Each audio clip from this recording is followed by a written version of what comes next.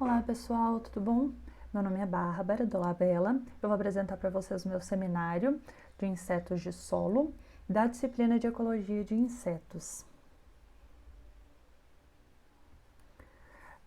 O artigo que eu vou trabalhar é um artigo da Science, publicado em 2019 por Aston e colaboradores, e em tradução livre são Os cupins mitigam os efeitos das secas nas florestas tropicais.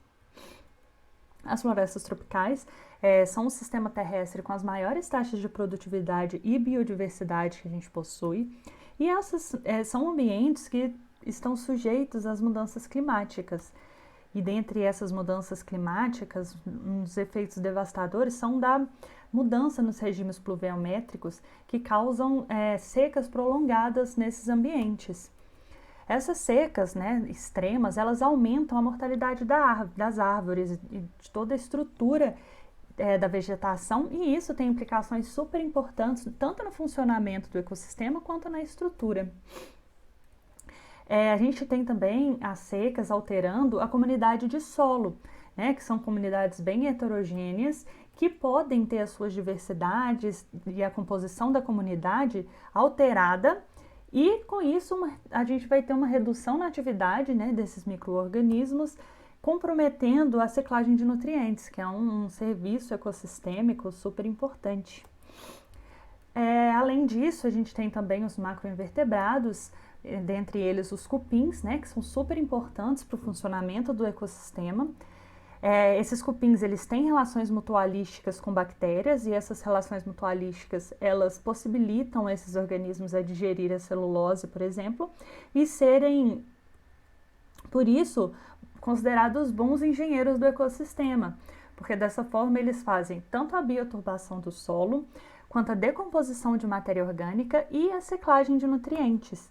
Além disso, eles também regulam a umidade do solo, a movimentação de nutrientes nos diferentes estratos do solo e influencia no desenvolvimento das plantas e na estrutura das comunidades.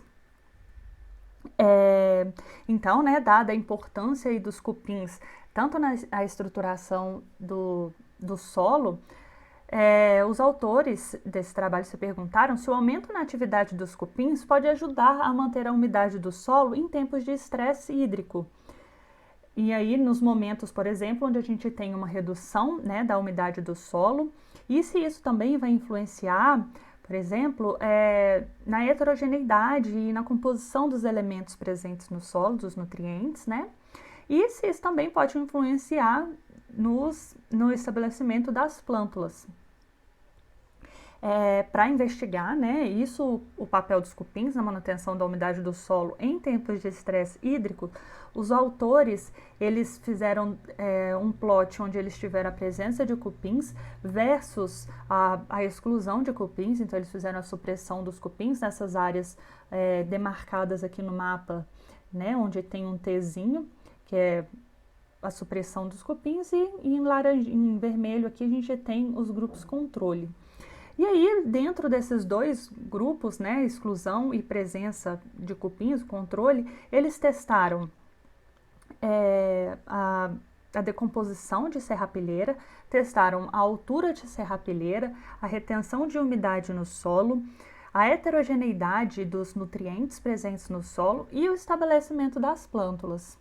E esses experimentos eles foram realizados após as secas do El Niño, que é um evento climático que aconteceu em 2015 e 2016.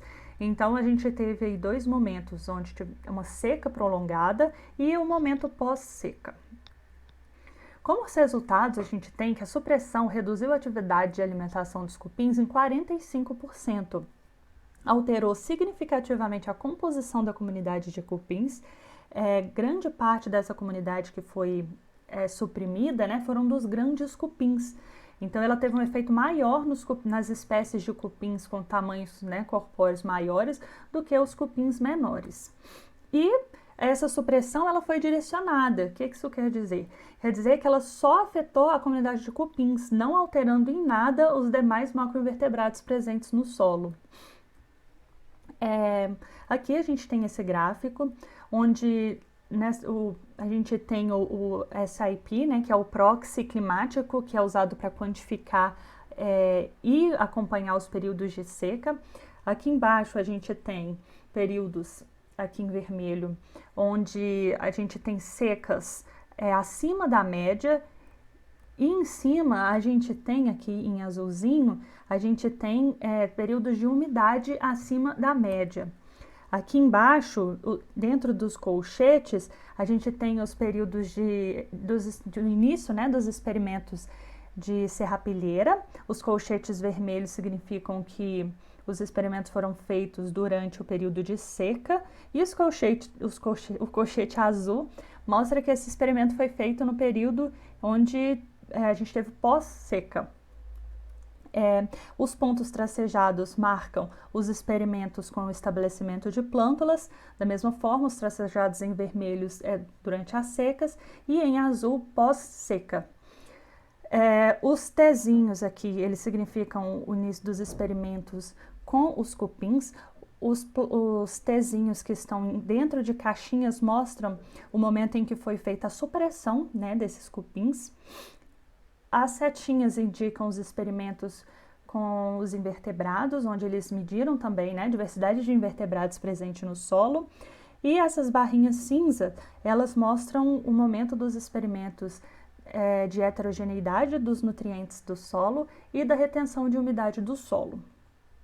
Então, chamando atenção aqui para esse quadro, para esse box plot aqui em cima, a gente tem que a abundância dos cupins nas parcelas de controle era 2 vezes maior durante a seca do que nas condições pós-seca. Lembrando que a parcela controle é onde a gente não tem a exclusão de cupins. Então, a gente percebe que a abundância de cupins, principalmente, né, nas estações secas, ela foi significativamente maior. Essa mudança induzida pela seca na abundância de cupins influenciou uma série de processos e propriedades chaves do ecossistema, como, por exemplo, a decomposição de serrapilheira, a heterogeneidade de nutrientes presentes no solo e a retenção de umidade no solo. Aqui nesse gráfico a gente tem as barras cinzas, o grupo controle, e nas barras brancas a exclusão, né, de cupins.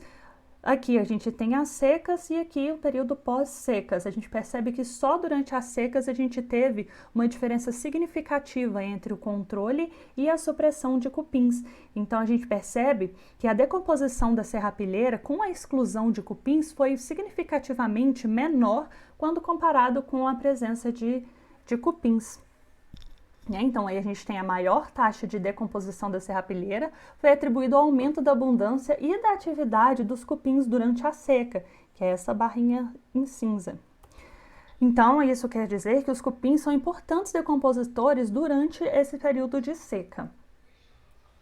Aqui a gente tem, da mesma forma, a barra em cinza, o grupo controle, em branco a supressão, né, dos cupins, e aqui a gente tem a altura da serrapilheira, mostrando que com a supressão de cupins, a gente teve muito mais acúmulo, né, de serrapilheira, justamente porque os cupins eles desempenham, né, esse papel de decompositores.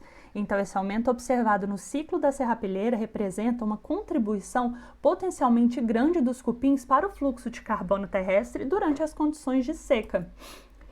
Estimativas da decomposição da serrapilheira por cupins podem contribuir com até 1 micrograma de carbono por hectare por ano. Então, eles fazem essa decomposição super importante, um número, né, significativo aí de decomposição por hectare por ano. E mais uma vez, né, durante pós-seca, a gente não foi significativo a exclusão, o tratamento de exclusão dos cupins. Então, os cupins eles atuam como um dos principais componentes do ciclo do carbono em todo o mundo. Aqui a gente tem a umidade do solo. Mais uma vez, a gente teve uma diferença significativa, né, do controle com a exclusão de cupins, onde a gente teve uma menor umidade do solo com a exclusão de cupins. E isso quer dizer que a presença dos cupins ele contribuiu substancialmente para a retenção da umidade do solo durante a seca. E esses aumentos, né, causados por cupins na umidade do solo, eles são mais do que o dobro do tamanho do efeito relatado por investigações anteriores, de estudos, né, de pesquisas realizadas anteriores sobre a influência dos invertebrados nos processos do solo durante a seca. Como esses experimentos eles foram feitos, né, só com a supressão de cupins, a gente consegue perceber que os cupins dentre os invertebrados, eles têm um papel, né, mais protagonista aí dentro dessa retenção de umidade no solo. Então aqui a gente tem que o aumento na atividade dos cupins, ela também teve consequências para a heterogeneidade espacial dos nutrientes do solo. Durante o período de seca,